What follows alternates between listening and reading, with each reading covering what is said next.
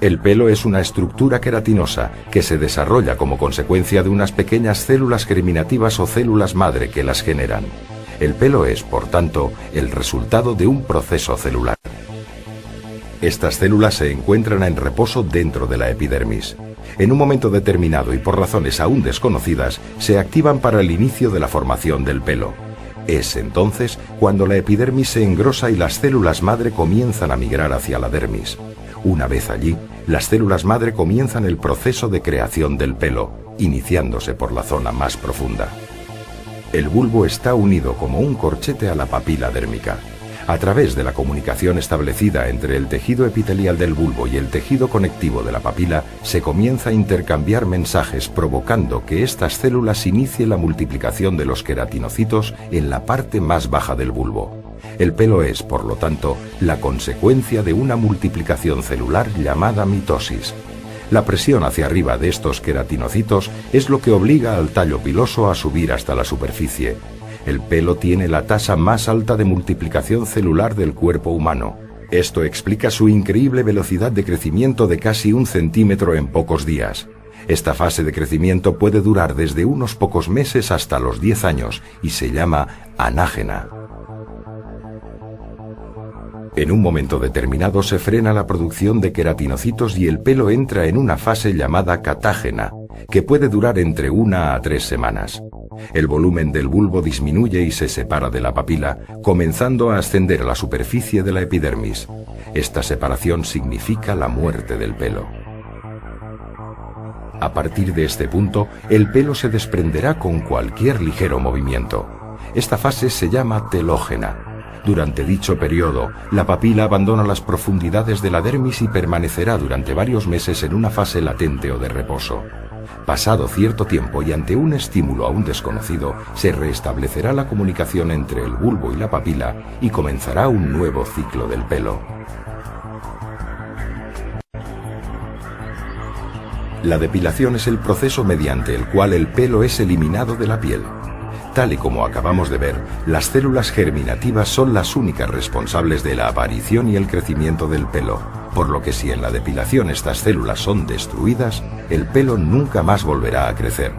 Hablamos entonces de depilación permanente o definitiva. Por el contrario, si solo se elimina el pelo y las células permanecen inalteradas, el folículo piloso crecerá de nuevo, como consecuencia de que estas células, pasado un tiempo, volverán a generar queratina y vello.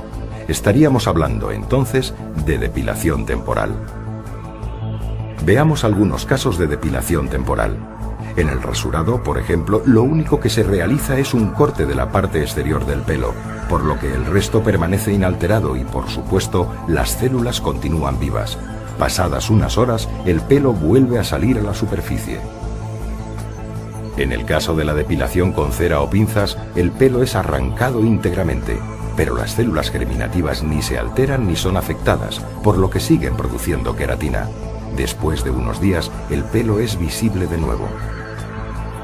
La depilación permanente solo será posible, como ya hemos comentado, mediante la eliminación de las células madre, pero ¿cómo conseguirlo?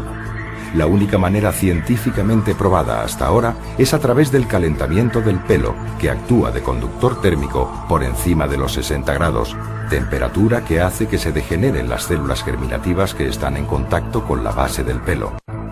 La cuestión radica en cómo calentar el pelo, durante cuánto tiempo y a qué temperatura. ¿Cómo calentar el pelo?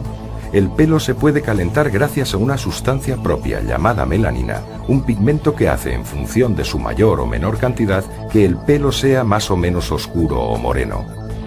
Pues bien, la melanina, además de otorgar el color al pelo, se caracteriza porque es capaz de absorber un determinado tipo de luz y transformarla en calor.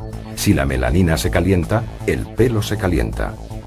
Este pigmento no aumenta su temperatura con cualquier luz. Solo lo hace con luz roja pura o lo que es lo mismo, con un láser de diodo. Es importante distinguir entre luces pulsadas y láseres. Las luces pulsadas son de diferentes colores y todos ellos juntos. En este caso, la melanina solo absorbería la parte roja, por lo que el pelo se calentaría muy poco. Los láseres, por el contrario, emiten un único color. El láser de diodo es el que genera la luz roja pura, y por ello la melanina absorbe toda la luz y el pelo se calienta correctamente. Ahora que sabemos cómo se puede calentar el pelo, es esencial determinar qué temperatura tiene que alcanzar y durante cuánto tiempo. El folículo piloso debe ser calentado como mínimo a 60 grados y conseguirlo en un tiempo inferior a los 30 milisegundos. De esta manera, el pelo y las células se destruyen sin que el tejido que lo rodea se vea afectado. Esta es la llamada teoría de la fototermólisis selectiva. Si no se logra que el pelo alcance al menos esa temperatura y durante ese tiempo, los resultados no son efectivos. Por eso, solo los equipos con potencia y que disponen de unos parámetros muy determinados son los que lo consiguen.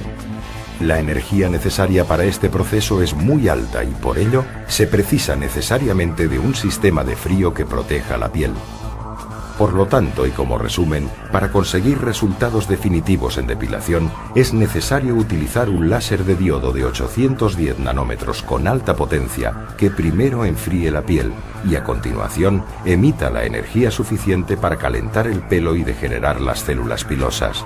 El pelo, pasados unos días, es expulsado por la piel y no vuelve a crecer más.